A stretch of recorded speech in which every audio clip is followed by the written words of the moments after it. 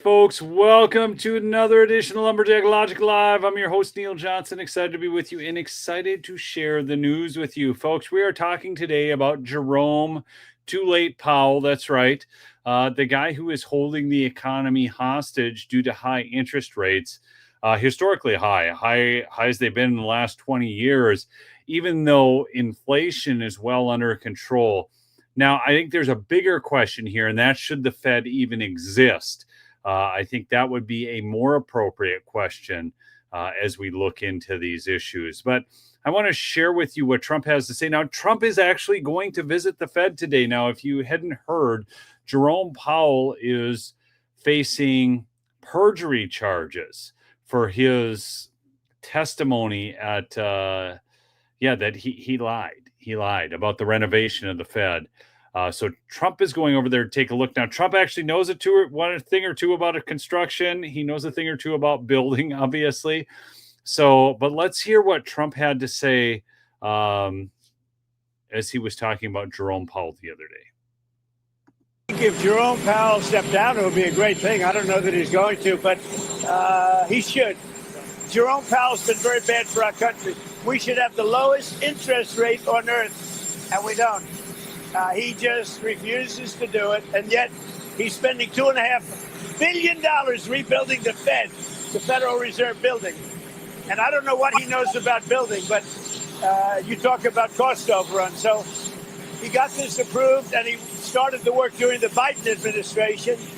And he doesn't look like the kind of a guy, frankly, that wants to spend $2.5 billion. And it's very interesting because out of 71 economists, one person, me, and then one other person, I think from Wharton, got it right, and the others were all wrong in terms of the success of our country this quickly. We have no inflation. We have cash pouring in.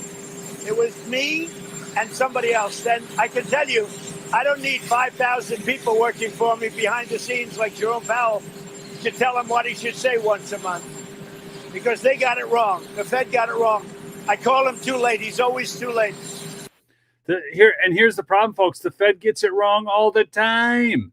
I mean, what on earth are these people doing? I mean, they're supposed to be the best and the brightest, and then we've got too late Jerome Powell. Why is this select group of people controlling our entire economic system anyways? And what are we doing with fiat currency in the first place? So I hope Chairman Powell resigns. I think that the whole move with bringing him in front of Congress and then bringing the perjury charges up and all of that is all designed to push Chairman Powell out of there. And I think they're looking at, hey, look, we won't even press this if you just quit. They just want him gone. And I'm hoping that's what we see. But actually it would be an hour from now, Donald Trump is going to visit the Fed, going to see what Jerome Powell's been up to there with his fantastic renovation of the Fed. Without any further ado, though, I've got a special guest to bring on today's show. Do me a favor, smash that like, chat in with where you're from. And you guys know that I believe the answer to fiat currency is gold, at least in my life. So get your free info kit on gold by texting the word lumberjack to 989-898. No obligation, just useful information. And without any further ado, in fact, I have Philip Patrick from Birch Gold joining me on the show today. Philip, good to see you on the show. I'm talking about too late Jerome Powell here and the Fed, which I don't have any time for the Fed as it is. I want to show you a graph. You'll find this interesting. There it is. That's the dollar's worth. Okay. Purchasing power of the US dollar, $26.14, way back at the turn of the century. Now what it is worth today. We have literally seen the dollar crater in terms of purchasing power and value. You can see the dip there for the Great Depression. You can see it kind of moving along. Then you can see right there around 1970, you see that it's up there at 639 still. And then it just is on the slide. That's after they took us off the gold standard. So first you had the Federal Reserve Act creating the central banking system, the ability to manage the country's money supply, which I think is hilarious to say the ability to manage the country's money supply because they haven't managed it very well. This is the cruelest tax there is. And then now from 2614 down to a single dollar. It's pathetic.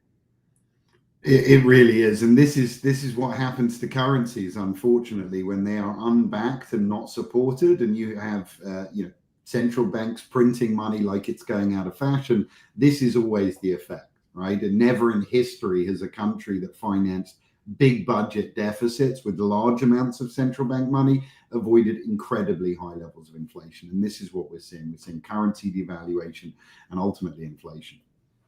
Yeah, and look, check this out here. This is I got to remove this media before I can bring this media in. This is the situation that Chairman Powell finds himself in. Now, he is obviously very antagonistic to Donald Trump, but the real estate market is currently facing some obstacles. And home values are plummeting due to elevated rates and washing out an entire generation of homeowners while also creating a barrier of entry for new buyers. And Powell is stuck in a damned if you do, damned if you don't scenario, lower rates. And then Trump's economy goes to the moon and the midterm elections are a landslide for Republicans, hold rates, face perjury charges, and calls to end the Fed altogether get louder. I wonder what he's going to do. Listen, this is a tough one, right? Trump obviously wants them to lower rates. We need to boost economic growth. It's central to Trump's growth plan. And obviously, we've got over $1 trillion a year in debt service, which Trump wants to deal with as well. The Fed right now refusing to play ball, as we're seeing. The betting markets say there's a 0% chance of a rate cut in July, and it's 50-50 chance of a 25 basis point cut in September. So this is a very public showdown, right? The Fed said they're doing their job, right? That's the thing. They say, look, our job is maximum employment. Employment numbers right now are very good. And inflation at 2%. Inflation is rearing its ugly head again. It's up to 2.9. That's the argument for Powell to keep rates where they are. But there's definitely a political aspect to this, right? If that was the Fed's dual mandate, why did they lower rates under Biden when inflation was higher than it is today, right? There was a reason then that they're not finding today. So there's definitely something political there. I see Powell's argument, but I see Trump's argument, right? And ultimately the economy and debt service, I think should be the priority over inflation at 2.9%. Well, and here's what's interesting, Bill. So, I obviously you're with Birch Gold. I'm a big believer in gold, all this. And they've been talking about how Trump does not have the constitutional authority to fire Powell. Okay. That's actually real. Yeah.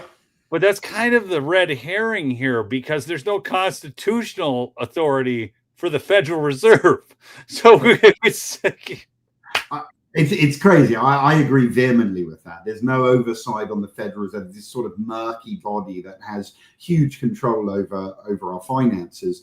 One thing I will say, though, the financial markets want an independent Federal Reserve, right? If Trump were to oust Powell, put somebody in there, it's a concern, right? They want an independent central bank because they want to make sure that those that control money supply are not the ones spending the money, right? And typically, if you have control over money supply, you're a politician, it's a dangerous position to be in. So the rhetoric is, Trump said it, but then he says, look, I'm not going to fire Powell. Listen to Besson as well. Besson said, look, we're not going to fire Jerome Powell. We're going to get rid of him, I think, in May, but we're not going to fire him. Financial markets don't want to see that. They want to see an independent Federal Reserve.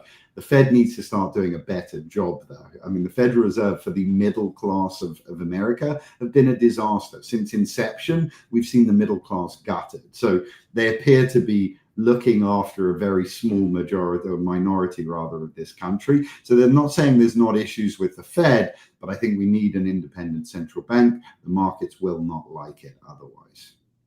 Well, it's interesting because this is the play right now. Yeah, they won't fire him, but he has been referred to the for perjury related to his $2.5 billion renovation to the Federal Reserve building. And Representative Luna alleges Powell falsely downplayed the project's $600 million cost increase and denied luxury fee top garden. So they're building their Taj Mahal here, and